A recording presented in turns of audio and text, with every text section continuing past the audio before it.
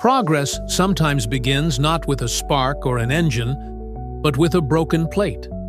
In the late 19th century, America's Gilded Age was defined by its glittering balls, ornate table settings, and rigid codes of etiquette. Behind the grandeur, servants labored over endless chores. For women of means, the kitchen was a place to command, not to tinker. But one Illinois widow refused to let convention, or her china, be chipped away.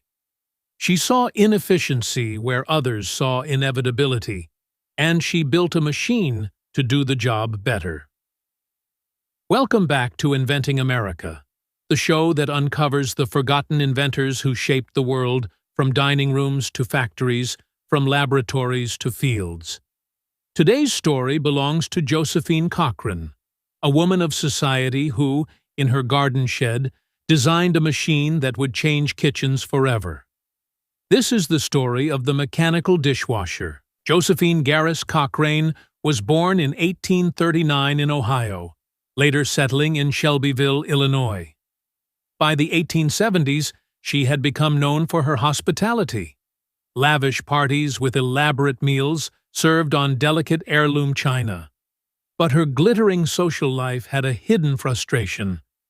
Dishwashing was entrusted to servants, and servants made mistakes. Plates were chipped, fragile porcelain cracked.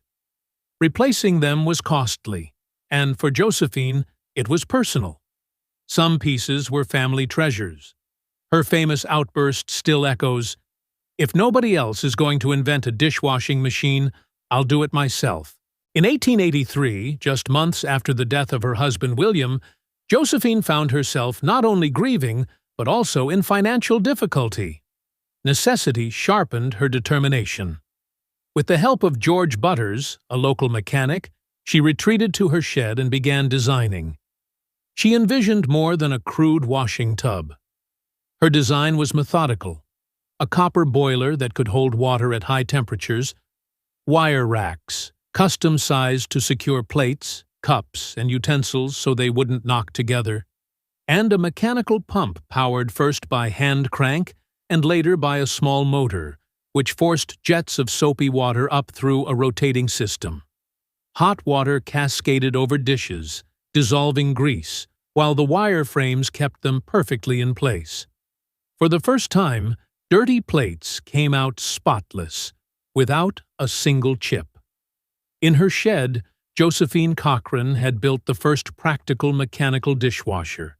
When Josephine applied for a patent in 1886, U.S. Patent Number 355,139, she wasn't simply claiming a gadget. She was proposing an entirely new workflow for the kitchen. Her dishwasher was different from earlier attempts. Joel Houghton had patented a hand-cranked dishwashing device in 1850, but it was clumsy and ineffective. L.A. Alexander tried in 1865, but his model relied too heavily on manual labor.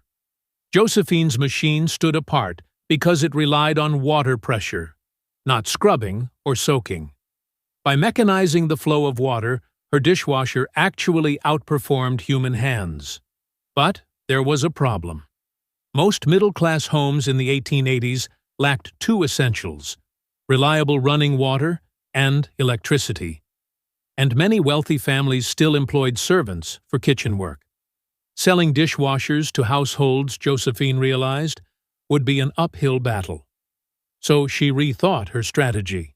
Rather than targeting homes, she pitched her invention where demand was undeniable: hotels, where hundreds of dishes cycled daily; restaurants, where consistency mattered more than tradition; and hospitals, where sanitation could mean life or death.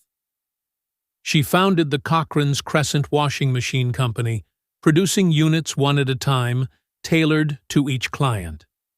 The machines were impressive but large, about the size of a chest freezer, and expensive. Still, they found buyers. By 1893, she was ready for the world stage. At the world's Columbian Exposition in Chicago, Josephine Cochrane unveiled her dishwasher to international audiences. Surrounded by marvels of the industrial age, electric lights, Ferris wheels, and moving sidewalks, her invention still managed to stand out. It won awards for design and durability, cementing her reputation as a serious inventor. Journalists praised the practicality of her mechanical housekeeper. Hoteliers and restaurateurs signed contracts. Josephine's dishwashing machine was no longer just a curiosity. It was a business. Josephine Cochrane died in 1913, never seeing her invention adopted by everyday households. But her company endured, later absorbed into the Hobart Manufacturing Company, which would become KitchenAid, one of the largest producers of dishwashers in the world. By the mid-20th century, running water and electricity were standard in American homes. Dishwashers moved from hotels into kitchens, reshaping domestic labor forever. Today, dishwashers are not luxuries, they are expectations.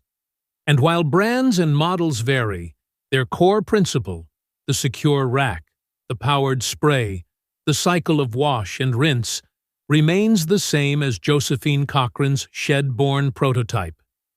Her invention was more than mechanical, it was symbolic. It challenged the idea that domestic labor was fixed, unchanging, and inevitably human. It proved that even in the private sphere of the kitchen, engineering had a role to play. Josephine Cochrane wasn't an engineer by degree. She was a widow with determination, vision, and the resolve to protect her china. And in doing so, she redefined what invention could mean. Thanks for listening to Inventing America. If you believe invention belongs in every room, including the kitchen, subscribe and share the show. Next time, we'll ride alongside the man whose automatic lubricator became so essential, it sparked a phrase. Join us for The Real McCoy.